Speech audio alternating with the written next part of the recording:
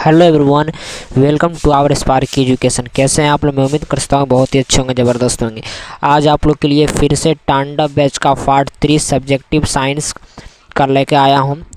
आप इस वीडियो को पूरा देखिएगा। आप कोई भी बोर्ड हो, बिहार बोर्ड हो, यूपी बोर्ड हो, छत्तीसगढ़ बोर्ड, झारखंड बोर्ड, यदि दुनिया के कोई बोर्ड हो तो आप इस वीडियो को देख सकते हो, क्योंकि आपकी क्लास 10 साइंस के लिए most VVI questions bank model पर सभी से गेस क्वेश्चंस मैं के लेकर आता हूँ आप लोग के लिए। जरिए आप लोग वीडियो को पूरा देखिएगा। यदि आप मेरे चैनल से पढ़ रहे हो तो आपका टारगेट 95% के साथ टॉपर होनी चाहिए। ठीक है, चलिए बाकी फिर चलते हैं। 99 वाला कोर्स लीजिएगा टॉपर तक के लिए। आपको मात्र 100 रुपये की ज़रूरत होती है और आप मात्र एकदम 100 रुपया दे के आप PDF कोर्स को ले सकते हैं, जिस तरह अभी बता रहा हूँ। ठीक है, चलिए पहला क्वेश्चन, रासायनिक गुणों के आधार पर धातु और अधातु के अंतर स्पष्ट किया। यानी कि सर इसमें पूछ रहा है मेटल और नॉन मेटल में क्या डिफरेंस, यानी कि धातु और अधातु में क्या अंतर है, यानी कि इसमें क्या भिन्न है। तो चलिए इस पर देखना है आपको। सर एक खांचा बना देना है, खांचा में एक तरफ आपका धातु लिख देना है, एक तरफ अधातु। मैं यहाँ साथ साथ लेकर आया हूँ, खांचा नहीं बना पाया इसके लिए। ठीक है, आप लोग देख लीजिएगा। तो रासायनिक गुणों के आधार पर धातु और अधातु को प्रमुख अंतर निम्नलिखित है। ये तो पहले लिखना ही है। अब पहला पॉइंट में देना है कि सर मैं कलर चेंज करके पढ़ा रहा हूँ क्योंकि धातु के ऑक्साइड क्षारीय होते हैं। ठीक है, इस लिखना है, ये धातु की तरफ लिखना है। और एक तरफ लिखना है कि जबकि जो होता है, देखिए ये धातु हो गया, तब की बार क्या होगा, देखिए अधातु के जो ऑक्साइड होते हैं वो अम्ल होते हैं। और इससे आपका सर एक ऑब्जेक्टिव भी क्लियर हो गया। दो ऑब्जेक्टिव की अधातु के ऑक्साइड क्या होते हैं, क्षार होते हैं, जबकि फिर देखिए जबकि जो अधातु होते हैं नॉन मेटल होते हैं, इसके ऑक्साइड क्या होते हैं, तो अम्लीय होते हैं। ठीक है, चलिए दूसरा पॉइंट में लिखना है आपको कि धातु अम्ल से अभिक्रिया करके हाइड्रोजन गैस देता है। यानी कि धातु जो अभिक्रिया करेगा तो वो क्या करेगा, यानी ना समझे, धातु अम्ल से अभिक्रिया करेगा तो हाइड्रोजन गैस देता है, लेकिन अधातु अम्ल से अभिक्रिया करेगा तो हाइड्रोजन गैस नहीं देता है। बात समझ आई। तीसरा पॉइंट में फिर लिखना है, आप लोग PDF लेने का प्रयास कीजिएगा, मज़ा आ जाएगा। धातु के कार्बोनेट, सल्फेट और नाइट्रेट होता है, नहीं समझे, यानी कि बोल रहा है कि धातु के जो कार्बोनेट होते हैं ना वो सल्फर और नाइट्रेट होता है, लेकिन जबकि हम लोग का जो नॉन मेटल होता है, जो धातु होता है, उसके ना सल्फेट होते हैं और ना ही नाइट्रेट होते हैं, बिल्कुल। और धातु Cl2 से अभिक्रिया कर विद्युत संयोजक क्लोराइड बनाता है। यानी कि धातु जो है ये आपका Cl से, यानी कि क्या होता है, Cl मतलब होता है क्लोराइड से अभिक्रिया करके क्या बनाता है, विद्युत संयोजक क्लोराइड बनाता है। लेकिन जबकि जो हम लोग का नॉन मेटल है, यानी कि देखिए आप लोग का जो ये क्या बता रहे हैं, देखिए जहाँ गोल बता रहा हूँ, ये आपको हुआ अधातु। अधातु Cl2 से अभिक्रिया करेगा तो विद्युत संयोजक क्लोराइड नहीं बनाएगा। ठीक है, क्या करेगा, नहीं बनाएगा। यहाँ नहीं छूट गया, आप लोग देख लीजिएगा। लेकिन देख लीजिए यहाँ क्या लिखा रहा है, सॉरी, विद्युत संयोजक क्लोराइड बनाता है, यहाँ विद्युत संयोजक क्लोराइड बनाता है। ठीक है, यहाँ सीधा बना रहा है। ठीक है, इसलिए समझिएगा प्रकाश करके। चलिए साबुन और अपमार्जक में अंतर स्पष्ट किए। बिल्कुल मोस्ट VVI स्पार्क एजुकेशन आप पढ़ रहे हो, आप 99 वाला कोर्स लेने का जरूर प्रयास कीजिएगा, दिए गए नंबर पर कॉल या मैसेज करके। ठीक है, पहले साबुन और अपमार्जक में क्या अंतर है, तो आपको सर लिखना है कि सर साबुन और अपमार्जक में प्रमुख अंतर निम्नलिखित है। इतना तो सर हेडिंग में लिख देना है। इसके बाद आपको आंसर लिखना है कि साबुन में कार्बोक्सिल अम्ल की क्या होती है, लंबी श्रृंखला होती है। क्या लिखना है, यहाँ MB लिखा गया, आपको लंबी लिखना है। ठीक है, क्या लिखना है कि साबुन में जो कार्बोक्सिल अम्ल की होती है वो लंबी श्रृंखला होती है, जबकि अपमार्जक में बेंजीन सल्फ्यूरिक अम्ल की सोडियम लवण होते हैं। नहीं समझे, मैं समझाता हूँ। साबुन में किसकी होती है, कार्बोक्सिल अम्ल की लंबी श्रृंखला। कार्बोक्सिल क्या होता है, तो COOH होता है, पढ़े हुए क्रियाशील मूलक। जबकि जो अपमार्जक होता है वो बेंजीन सल्फ्यूरिक अम्ल का क्या होता है, सोडियम लवण होते हैं। ठीक है, फिर दूसरा में लिखना है कि साबुन द्वारा कठोर जल में कपड़ा साफ नहीं होता है। यानी समझिए साबुन जो होती है वो साबुन द्वारा जो कठोर जल में कपड़ा साफ नहीं होता है, लेकिन जबकि जो अपमार्जक है ना वो द्वारा कठोर जल में भी कपड़ा साफ करता है। यानी कि अपमार्जक कठोर जल में भी कपड़ा साफ कर देता है, लेकिन साबुन है वो कठोर जल में कभी कपड़ा साफ नहीं करता है। ठीक है, चलिए अगला फिर पॉइंट लिख देना अंतर में कि अपमार्जक में साबुन की अपेक्षा आर्द्रता गुण अधिक पाया जाता है। यानी अपमार्जक में जो साबुन की अपेक्षा जो होता है वो देखिए आर्द्रता गुण बहुत अधिक, आर्द्रता से कहते हैं सोखने का। ठीक है, और चौथा लिख देना है पॉइंट आपको। चलिए हाँ, चौथा लिख देना है कि साबुन वनस्पति तेल से बनाया जाता है। साबुन किससे बनाया जाता है, तो वनस्पति तेल से। जबकि जो अपमार्जक वो किससे बनाया जाता है, तो आपको ये क्या दिया गया, पेट्रोलियम से बनाया जाता है, यानी कि पेट्रोलियम हाइड्रोकार्बन से बनाता है। ठीक है, चलिए क्लियर हो गया क्वेश्चंस। अगला प्रश्न में चलते हैं। तो अगला प्रश्न और भी आई है कि उत्कृष्ट गैसों को अलग समूह में क्यों रखा गया। उत्कृष्ट गैसों जो था उसको अलग अलग क्यों बांट दिया गया। उत्कृष्ट गैस कौन कौन होता है तो मैं बता रहा हूँ। उत्कृष्ट हो गया, ऑर्गन हो गया, रेडॉन हो गया, जेनोन हो गया, क्रिप्टन हो गया। ये सब क्या है, ऑर्गन है यानी कि निष्क्रिय गैस है। तो इसको किस तरह लिखना है, तो लिखना है कि उत्कृष्ट गैसों की खोज मेंडलीफ के आवर्त सारणी बनने के बाद हुई थी। यानी कि उत्कृष्ट गैस की जो खोज हुई थी ना वो मेंडलीफ का जो आवर्त सारणी था उसके बाद हुआ था। तथा दूसरी ओर ये क्रियाशील नहीं होते हैं। यही कारण है कि उत्कृष्ट गैसों को अलग समूह में रखा गया। यानी कि दूसरी ओर जो होते हैं ना उत्कृष्ट गैस ये अक्रियाशील यानी कि क्रियाशील यानी कि ये जल्दी किसी से अभिक्रिया नहीं करते हैं, इसलिए ये उत्कृष्ट गैसों को अलग समूह में रख दिया। ठीक है, क्लियर हो गया। चलिए अगला प्रश्न में चलते हैं। मोस्ट जितने बता रहा हूँ मोस्ट भी आई है, पढ़ने का प्रयास कीजिएगा। 99 वाला कोर्स लीजिएगा तो सर आपको पता चल जाएगा कि ये PDF कितना है। एक PDF में सर 40 क्वेश्चन आता है सब्जेक्टिव का, और आपको सर 1 साल दूंगा, और 1 साल में सर कितने क्वेश्चन में पढ़ा दूंगा आपको अंदाज़ा नहीं होगा, इसलिए आप टॉपर के नज़रिए से पढ़ाई करिएगा। ठीक है, चलिए अगला देखिए। प्लेटिनम और सोना चांदी का उपयोग आभूषण बनाने में क्यों किया जाता है। क्वेश्चन बहुत तगड़ा है।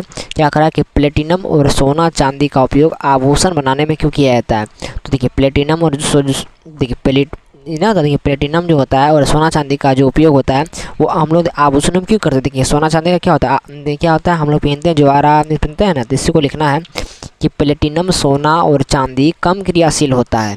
एक पॉइंट हो गया कि सोना चांदी जो होता है ना वो कम क्रियाशील होता है। दूसरी ओर इसमें जंग नहीं लगता, यानी कि कभी देखें कि देखिए चांदी हीरा सोना में जंग लग जाए, नहीं लगता। क्या है, क्योंकि ये कम क्रियाशील होता है तथा इसकी चमक हमेशा बनी रहती है। सोना चांदी का जो चमक होता है वो हमेशा बना रहता है।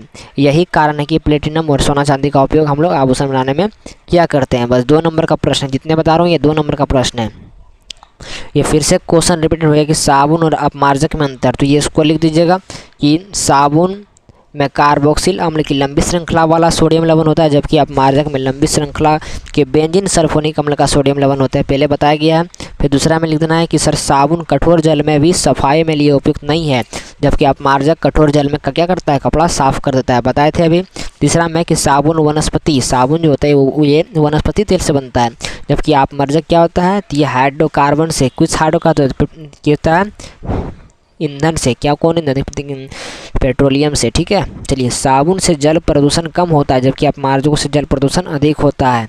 चलिए एक और भी क्वेश्चन से सभी बोर्ड के लिए, जितना क्वेश्चन बता रहा हूँ ये ऑल बोर्ड के लिए, ये नहीं कि ये बिहार बोर्ड के लिए सिर्फ है, सभी बोर्ड के क्वेश्चन बैंक उठा के देख लीजिए। ये सब क्वेश्चन बहुत बार पूछा गया है। एक अच्छे साबुन की विशेषता क्या है, तो एक अच्छे साबुन की विशेषता क्या है, तो ये अल्कोहल में विलय होता है और इसमें 10% से अधिक क्या होती है, नमी होती है। नहीं समझे, अल्कोहल का क्रियाशील मूलक क्या होता है, OH होता है, और नमी मतलब कि हल्का, और क्या 10% 30। फिर और आपको अंतर देना है तो लिख दीजिए कि प्रयोग करते समय क्या होता है, देखिए छटाकना नहीं चाहिए, इसमें मुक्त क्षार उपस्थित नहीं रहता है। क्षार मतलब क्या, क्षार का पेजमैन कितना होता है, 7.5 से अधिक या कम, कमेंट बॉक्स में कमेंट जरूर करना। ठीक है, एस्टर का उपयोग मोस्ट वेरी रिपीटेड क्वेश्चंस 2024 में आने की पूरी संभावना, जितने इससे पहले ही बताओ ये भी बहुत बार आएगा। ठीक है, तो एस्टर का उपयोग बतावे, तो एस्टर का उपयोग क्या लिखना है, तो लिखना है कि एस्टर का उपयोग पहले तो सबसे पहले लिखना है निम्नलिखित है।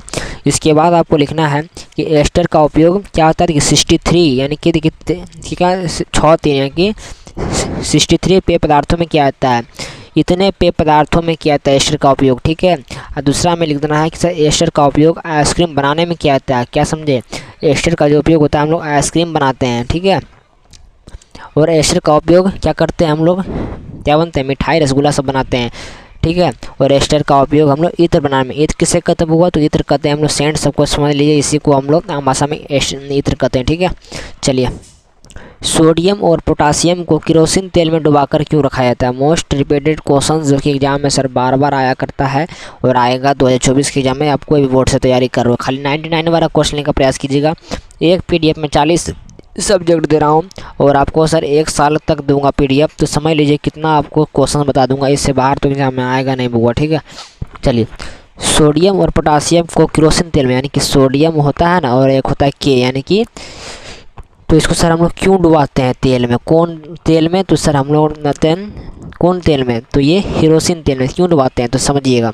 सोडियम और जो पोटासियम होता है वो कमरे के सामान्य ताप पर ही जलने लगता है, यानी कि सोडियम और जो कि होता है ये समान यानी जो कमरे के ताप पर होता है ना उसी पर जलने लगता है। दूसरी ओर सोडियम और पोटासियम केरोसिन तेल में विलय होता है, यानी कि सोडियम और ये जो होता है ये क्या होता है, विलय होता है। और विलय हम जानते हैं किसे कहते हैं, जो विलय किसे कहते हैं, जो एक पदार्थ तो दूसरे पदार्थ एक से मिल जाता है, ठीक है। जैसे चीनी और पानी हो गया, ये विलय हो गया, ठीक है। और नहीं ये किसी से अभिक्रिया करता है, और यही कारण है कि सोडियम और जो पोटासियम होता है ये केरोसिन तेल में क्या करते हैं, डुबा कर रखते हैं। फिर देखिए ये जो तेल बोला है ये कभी कभी क्या इसके जगह पर बोलता है मिट्टी की तेल में डुबा कर रखते हैं, तो इसको आपको सर कन्फ्यूज नहीं होता है, मिट्टी की तेल और केरोसिन तेल को एक ही को कहते हैं, ठीक है। संक्षारण क्या है, तो संक्षारण वो मोस्ट रिपीटेड क्वेश्चन जितना मैं बता रहा हूँ ये सब इम्पोर्टेंट ही है। तो धातुओं का संक्षारण वह प्रक्रिया जिसमें क्रियाशील धातु नमी युक्त हवा से अभिक्रिया कर अवांछित पदार्थों का निर्माण करता है। क्या समझे आप, कि संक्षारण क्या है, तो संक्षारण मतलब है कि धातुओं का संक्षारण वह प्रक्रिया है जिसमें क्रियाशील धातु जो है वो नमी युक्त हवा से अभिक्रिया कर अवांछित पदार्थों का निर्माण करता है। यही कारण है कि ऑक्सीकरण अवकरण अभिक्रिया है, ठीक है। चलिए संक्षारण रोकने, यानी कि संक्षारण रोकने का क्या उपाय है, तो सर लिख दीजिए कि संक्षारण रोकने से प्रमुख तो है धातु की सतह पर पेंट करना चाहिए, धातु की सतह पर एल्युमिनियम का या जिंक का दस्तक का परत चढ़ा देना चाहिए, और तीसरा में धातु की मिश्र धातु से परिवर्तित कर देनी चाहिए। बस यही सब एग्जाम में पूछता है बुआ आपके। मैं आपको बता देता हूँ सर, आप इस 99 वाला कोर्स को लीजिएगा तो सर आपके एग्ज़ाम में एक भी प्रश्न नहीं छूटेगा। बाकी आप सभी 100 में से 100 विज्ञान में ला सकते हो, मैथ में ला सकते हो, हिंदी में ला सकते हो और इंग्लिश में ला सकते हो, जो भी बोर्ड से हो, आप कोई बोर्ड से हो इस PDF को लेने का प्रयास कीजिएगा, ठीक है। आपको नंबर दिख रहा है, और एक अंतर है कि धातु की सतह पर लगा दीजिए ग्रीस या वार्निश की परत चढ़ा देनी चाहिए, इससे क्या होता है, संक्षारण हट जाएगा, ठीक है। देखिए अपरूपता क्या है, होता है ना, देखिए ग्रेफाइट हो रहा है, क्या है, ये अपरूप है, तो समझे हैं। तो अपरूप क्या है, कार्बन के कितने अपरूप है, तो समझिएगा कि जब कोई तत्व प्रकृति में विविध भौतिक गुणों के साथ विविध रूप से पाया जाता है, यानी कि जब कोई तत्व जो होता है वो जब कोई तत्व होता है ना ये प्रकृति में बहुत इसके पास गुण होने के साथ ये रहता है पृथ्वी पर, तो इसी घटना को अपरूपता कहते हैं, यानी कि इससे भिन्न होता है, इन्हीं को अपरूप कहते हैं और इन्हीं की ये अपरूप कहते हैं। जैसे कार्बन के प्रमुख अपरूप क्या है, हीरा और ग्रेफाइट है, ये सर विद्युत का कुचालक होते हैं, विद्युत का सुचालक का गुण प्रदर्शित करता है, ठीक है, इसलिए याद रखिएगा। गर्म जल का टैंक बनाते में तांबे का उपयोग होता है, इस्पात का नहीं, क्यों। देखिए क्वेश्चन बहुत अच्छा है कि गर्म जल का टैंक बनाने में तांबे का उपयोग होता है, इस्पात का नहीं, क्यों। तो समझिएगा तांबा जल के साथ किसी भी स्थिति में अभिक्रिया नहीं करता है, यानी कि तांबा जो है वो जल के साथ कोई भी चाहे कितनी भी परिस्थिति हो, चाहे इसको देखिए भूखा कायन बनना पड़े, लेकिन वो कभी जल के साथ अभिक्रिया नहीं करता है, कौन, तांबा। किंतु लोहा जो है, लोहा भाप के साथ अभिक्रिया करके ऑक्साइड और हाइड्रोजन गैस बना देता है। यही कारण है कि गर्म जल का टैंक जो होता है वो तांबे का उपयोग होता है, इस्पात का नहीं होता है। नहीं समझे, फिर समझाता हूँ। तांबा जल के साथ अभिक्रिया कभी नहीं करेगा, लेकिन किंतु जो लोहा जो है वो सर अभिक्रिया करके ऑक्साइड और हाइड्रोजन गैस का भी क्या करता है, लेकिन निर्माण करता है, ठीक है। यही कारण है कि उपयोग होता है, तांबे का उपयोग होता है, इस्पात का नहीं होता है। बस ज़्यादा आपको सर जानने की नहीं है, जितना बता रहा हूँ सर इतने आप पढ़ लीजिएगा तो सर एग्जाम में सर तोड़ फोड़ के आ जाइएगा, ठीक है। चलिए अगला क्वेश्चन बताने से पहले वीडियो को सर ज़रूर लाइक करना और सब्सक्राइब करना, ठीक है, बोलना ना पड़े मुझे बार बार, अच्छा नहीं लगता। चलिए प्लेटिनम, क्या क्वेश्चन है कि प्लेटिनम सोना चांदी का उपयोग का आभूषण बनाने में क्यों किया जाता है। क्वेश्चन कराया कि प्लेटिनम सोना चांदी का उपयोग हम लोग आभूषण बनाने में क्यों करते हैं, तो यही कारण है कि सर ये कम क्रियाशील होता है, संक्षारण भी नहीं होता है, इसकी चमक बनी रहती है, और इसलिए इसका उपयोग करते हैं। ये तो पहले क्वेश्चन में बताया था। ये क्वेश्चन बहुत इंपॉर्टेंट है कि धातु कर्म क्या है। धातु कर्म क्या है, मोस्ट व्यय लिखना है कि अयस्कों से धातु का निष्कर्षण और इसके उपयोग में लाने के पूर्व शुद्धिकरण की प्रक्रिया को धातु कर्म कहते हैं। नहीं समझे, चलिए हम समझाते हैं। क्या लिखना है, अयस्कों से धातु का निष्कर्षण पहले कर देंगे, ठीक है, यानी कि अयस्क होता है उससे धातु का क्या कर देंगे, निष्कर्षण कर देंगे, इसके उपयोग में जो लाने के पूर्व शुद्धिकरण की प्रक्रिया को धातु कर्म कहते हैं। धातु इसके फिर देख लीजिए क्या अंतर है, तो देख लीजिए कर्म के प्रमुख पद निम्नलिखित है। जैसे अयस्कों का सांद्रण है, अयस्कों का सांद्रण किस विधि से होता है, इससे हमें पूछता है, तो लिखिएगा फैन उत्प्लावन विधि, ठीक है। इसको का साधन फैन उत्प्लावन विधि से होता है। दूसरा में निस्थापन या भर्जन, निस्थापन किसे कहते हैं जो कि वायु की अनुपस्थिति में, और भर्जन वायु की उपस्थिति में हो। ठीक है, अवकरण किसे कहते हैं जहाँ हाइड्रोजन का योग और अवकरण है ना, तो अवकरण में हाइड्रोजन का वियोग होता है और ऑक्सीजन का योग होता है। ठीक है, और अशुद्ध धातुओं का क्या होता है, शोधन होता है। चलिए समझ में आ गया अंतर। 26वां नंबर क्वेश्चन, बार बार क्वेश्चन पूछा करता है, नहीं सर एग्जाम में लिखिएगा तो सर 2 नंबर छूट जाएगा, और इसी तरह सर 100 में से 100 आप नहीं ला पाइएगा। लेकिन मेरे चैनल से आप 99 वाला कोर्स लेने का प्रयास करते हैं तो आप उम्मीद से नहीं, बिल्कुल बेफिक्र रहिए कि सर ये क्वेश्चन लड़ेगा तो लड़ेगा। ठीक है, लड़ेगा नहीं, बिल्कुल लड़ेगा। ठीक है, क्योंकि सर मैं क्वेश्चन गेस करके देता हूँ। आम्ल और क्षार में क्या अंतर है, तो आम्ल और क्षार में प्रमुख अंतर निम्नलिखित है। क्या लिखा अंकित है, लिखना है कि आम्ल जो होता है वो स्वाद में खट्टा होता है, हम लोग सभी जानते हैं, लेकिन जबकि क्षार स्वाद में क्या होता है, तीखा होता है। ठीक है, याद रखिएगा।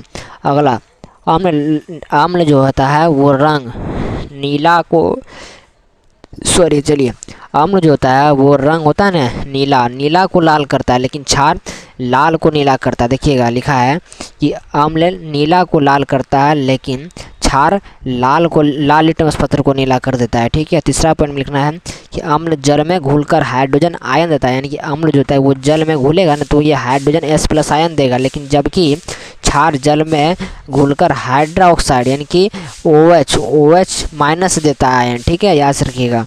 आर्हेनियस के अनुसार अम्ल क्षार को उदासीन कर देता है, यानी कि अम्ल जो है वो क्षार को उदासीन कर देता है, लेकिन जबकि क्षार जो है वो अम्ल को उदासीन करता है, दूसरे के पूरक होता है। उदासीन का pH मान कितना होता है, 7 से बराबर। ठीक है, याद रखिएगा। और 5वां नंबर है कि अम्ल मेथिल ऑरेंज को लाल कर देता है, जबकि क्षार मेथिल ऑरेंज को पीला करता है। यानी कि समझिएगा, अम्ल है ना वो मेथिल ऑरेंज को क्या करता है, लाल कर देता है, लेकिन जबकि क्षार जो है वो मेथिल ऑरेंज को, यानी कि देखिएगा अम्ल मेथिल को लाल कर देता है, लेकिन क्षार जो है वो मेथिल को पीला कर देता है। बस इतना आपको समझना है, ज़्यादा आपको सर उछलना नहीं है बस। बाकी आप सबसे पढ़ रहे हो ना, मज़ा आ जाएगा। pH स्केल क्या है, तो pH स्केल क्या है, तो लिखना है कि pH स्केल एक ऐसा स्केल है जिसके द्वारा किसी विलयन की अम्लता, क्षारीयता तथा उदासीनता मापी जाती है। कैसे, देखिए आपको बताए थे कि आम्ल होता है, आम्ल कौन है, लाल क्षार कौन है, कैसे पता लगाते हैं, pH स्केल के द्वारा।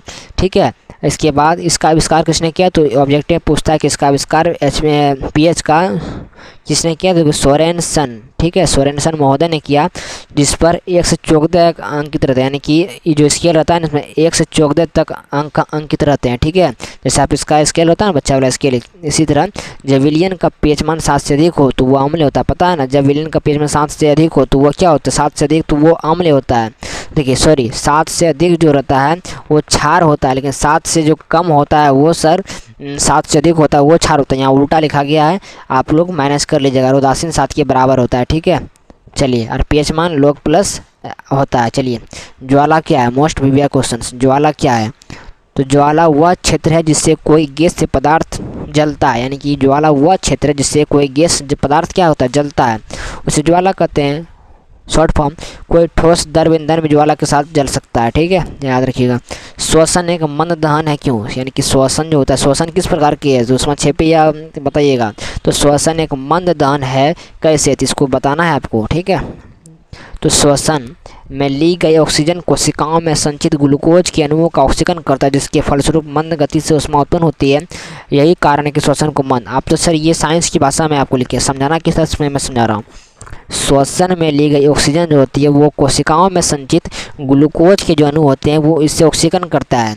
ठीक है, और जिसके ऑक्सीजन करने के बाद जिसके फलस्वरूप मंद गति से ऊष्मा उत्पन्न होती है, यानी कि जिसके ये जो अभिक्रिया करेगा उसके बाद इसकी क्या होती है, बहुत मंद यानी कि स्लो ऊष्मा उत्पन्न होती है। यही कारण है कि श्वसन को दहन करता है। देखिए, प्रतिस्थापन मोस्ट प्रीवियस है कि सर डिस्प्लेसमेंट रिएक्शन क्या है, तो इसमें तो वैसी रासायनिक अभिक्रिया जिसमें अधिक क्रियाशील धातु किसी यौगिक के लवण विलयन किस कम क्रियाशील धातु के ऊपर क्रिया। ये तो मैं अपना पढ़ के सुना दिया, लेकिन अब मैं आम भाषा में समझाने का प्रयास करता हूँ। ठीक है, देखिएगा, हाँ देखिएगा, हाँ, वैसी रासायनिक अभिक्रिया, यानी कि पहले लिखना है कि वैसी रासायनिक अभिक्रिया जिसमें अधिक क्रियाशील धातु जो होता है वो कम क्रियाशील लवण के धातु को प्रतिस्थापित कर देती है, यानी कि जो शक्तिशाली रहता है वो उससे कम शक्तिशाली को क्या करता है, प्रतिस्थापित कर देता है। उसी को हम लोग कहते हैं, देखिए यहाँ दिखाते हैं, जैसे FeSO4 Fe प्लस CuSO4 था, आप देखिए Fe प्लस SO4 जुट गया, अब प्लस Cu जो था उसको छोड़ दिया, जा दो भागो, इसको माने कि कम क्रियाशील था Cu, इसलिए इसको अकेला छोड़ दिया। और क्या, चलिए अभिकारक और उत्पाद किसे कहते हैं? मोस्ट वेग क्वेश्चन है कि अभिकारक और उत्पाद, तो समझिएगा अभिकारक किसे कहते हैं? अभिक्रिया में भाग जो लेता है उसे अभिकारक कहते हैं। और अभिक्रिया के फलस्वरूप जो बनता है, अभिक्रिया के फलस्वरूप जो तत्व बनेगा, यानी कि बनेगा, मैटर बनेगा, उसे क्या कहते हैं? उत्पाद कहते हैं। जैसे देखिए 2Mg, देखिए 2Mg यानी कि मैग्नीशियम का 2 + O2, तो 2 मैग्नीशियम हो गया, ठीक है। चलिए मैग्नीशियम ऑक्साइड हो गया, सॉरी, ठीक है। चलिए,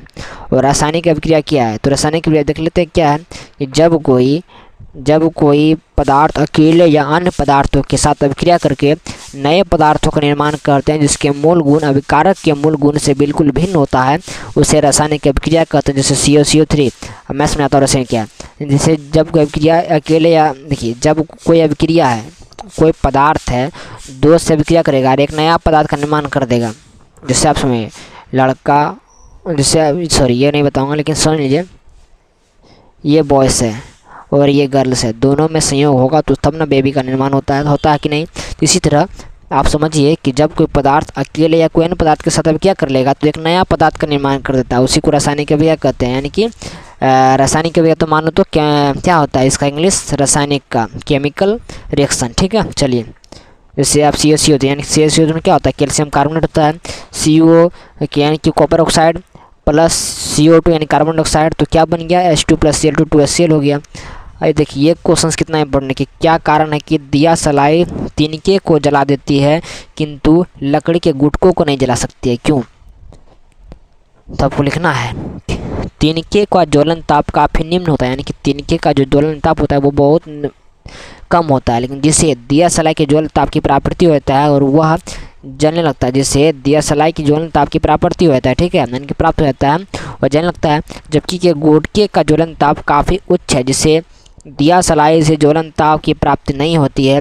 यही कारण है कि दिया सलाई जिनके को जला सकती है किंतु गुटके को नहीं जला सकती है, ठीक है। और लोहा के प्रमुख से आप जानते हैं हेमेटाइट है, मैग्नेटाइट है, लिमोनाइट है, सेनाइट, 4 प्रकार के होते हैं, लेकिन आपको सर लिख देना है एक, ठीक है। क्या पूछ रहा है यहाँ क्वेश्चन? लोहा के प्रमुख भौतिक गुण पूछ रहा है, तो भौतिक गुण, ठीक है। तो भौतिक गुण लोहा के प्रमुख दे दीजिए। शुद्ध लोहा मुलायम होता है जबकि चांदी की चमक होती है। समझ लीजिए कि शुद्ध जो लोहा होती है वो बहुत मुलायम होता है, जिसमें चांदी की चमक जो होती है वो होती है, ठीक है। और शुद्ध लोहा आघात एवं तन्य होते हैं। जो लोहा होती है वो आघात, यानी कि इसको सर हम लोग मान लीजिए तन, जैसे हम लोग इसको टान के लंबा तार बना सकते हैं लोहा को, ठीक है। लोहा विद्युत का उष्मा के सुचालक होते हैं, लेकिन लोहा जो होते हैं वो विद्युत और उष्मा के, यानी कि करंट, और इसमें करंट फ्लो कीजिएगा तो वो करंट इसको भी आकर्षित कर लेगी, ठीक है। और शुद्ध लोहा छोटे छोटे डोमेन को मिलकर बने होते हैं, यानी कि शुद्ध जो लोहा होते हैं वो छोटे छोटे टुकड़ों से बनकर होते हैं, ठीक है। और एक अब देखिए कितना क्वेश्चन मैं आप लोगों को बता रहा हूँ सर, इतना इंपॉर्टेंट क्वेश्चन तो कोई बता भी नहीं सकेगा। चलिए धातु क्या है? धातु क्या है इसके भौतिक गुण को लिखें। देखिए वे सभी पदार्थ जो विद्युत एवं विश्वा के सुचालक होते हैं, आघात, वर्धन एवं तन होते हैं, उसे धातु कहते हैं। और धातु के प्रमुख गुण क्या है? तो देख लीजिए धातु के प्रमुख गुण क्या है, तो लिखना है धातु आघात वर्ग होते हैं, यानी कि धातु जो होते हैं आघात वर्धनीय होते हैं, ठीक है। धातु तन होते हैं, यानी कि इसको टिन के लंबातार बना सकते हैं, ठीक है। धातु विद्युत एवं उष्मा के सुचालक होते हैं, ठीक है, यानी कि इसमें करंट फ्लो कर सकते हैं। धातु के क्वथनांक जो होते हैं वो उच्च होते हैं। अपवाद में सोडियम, पोटासियम, ये सब अपवाद है, इससे टेंशन नहीं। अपवाद मतलब कि ये काम नहीं करता है। इसमें ऐसा क्या है? तो वे खनिज जिसमें कम खर्च पर आसानी से धातु प्राप्त कर ले, यानी कि वैसे खनिज जो कम खर्च में भी हम लोग धातु प्राप्त कर लेंगे उसे ये खनिज कहते हैं, ठीक है। जैसे आपका क्या बता दूँ, चलिए आगे यहाँ सल्फाइड एस के यही सब है, ठीक है, उसे एस कहते हैं। अर्थात सभी एस खनिज है किंतु सभी एस खनिज नहीं होते हैं। आप समझ लीजिए, या ऑब्जेक्ट ने पूछता है कि सभी एस तो खनिज होता है लेकिन सभी खनिज एस नहीं होता है, ठीक है, याद रखिएगा। साधारण नमक पर रासायनिक सूत्र का उपयोग लिखें। तो साधारण नमक का रासायनिक नाम सोडियम क्लोराइड है, जिसका आणविक सूत्र NaCl, यानी कि सोडियम क्लोराइड। नमक का जो रासायनिक नाम होता है ये सोडियम क्लोराइड होता है। सोडियम क्लोराइड को, जैसे सोडियम का क्या हो गया Na हो गया, और क्लोराइड का क्या हो गया Cl हो गया, बस NaCl आपका फॉर्मूला हो गया। ज़्यादा सोचने की नहीं है। गुण इसको दे देना है। तो क्या क्या गुण है? साधारण नमक ठोस में रवेदार होता है, यानी कि साधारण नमक जो होता है वो रवेदार होता है, यानी कि रवादार होता है। ठोस में पड़िएगा रवादार किसे कहते हैं? क्रिस्टल ठोस में, ठीक है। और साधारण नमक में MgCl2 अशुद्धियाँ पाई जाती है, जिसके कारण वायु में नमी को अवशोषित कर लेता है। Very good. और बस यहीं के साथ आपका सीमा समाप्त। ठीक है। वीडियो कैसा लगा तो वो कमेंट बॉक्स में कीजिएगा। पेमेंट नंबर देख लीजिए, पेमेंट नंबर आपका है 91 100 130 90 है। और कॉल आप कुछ जानकारी के लिए 9572365802 पर कॉल करके PDF ले सकते हैं। इतना अच्छा से सर पढ़ाया गया, PDF ये एग्ज़ाम में आएगा ही आएगा। आपको सर डिपेंडेंट नहीं, बिल्कुल आप मेरे चैनल से मज़े से सर पढ़ाई कीजिए, मज़ा आ जाएगा। ठीक है, यदि आप मेरे चैनल से पढ़ोगे तो सर आप पक्का 95% के साथ तो लाओगे, क्योंकि सर मैं इतना मेहनत आप लोग कर रहा हूँ, कोई करने वाला होगा नहीं यदि आप सपोर्ट नहीं करेंगे। तो इसलिए PDF में पैसा इसलिए ले रहा हूँ सर आप लोग मन से पढ़ाई करो। ठीक है, नहीं तो सर फ्री में पढ़ोगे तो आज पढ़ोगे कल नहीं पढ़ोगे। ठीक है, लेकिन पैसा दे के पढ़ोगे तो सर आपको लगेगा कि मैंने पैसा दिया है इसलिए पढ़ना चाहते हो। ठीक है, इसलिए बने रहिएगा मेरे साथ। मैं आप लोग को सबको बताऊँगा कि सर किस तरह आपको सर और आपको अच्छा टिक के साथ में बताने का प्रयास करूँगा। साइंस है, ऑल सब्जेक्ट की पढ़ाई होगी। आप UP बोर्ड, बिहार बोर्ड, कोई बोर्ड से हो, डोंट वरी, हम आपके साथ हैं फुल सपोर्ट के साथ। आज क्वेश्चन मैंने 20 क्वेश्चन तो करवा दिया, शायद से 20 क्वेश्चन तो आराम से करा दिया। बताइए 30 मिनट में 20 क्वेश्चन कराया, 30 मिनट में 20 क्वेश्चन करा दिया। आप समझ लीजिए कितना आपके लिए बेहतर होगा। 1 साल करवाऊँगा, इसलिए डोंट वरी, टेंशन लेना। फिर मिलते हैं अगले वीडियो के साथ। जय हिंद, जय भारत, गुड बाय।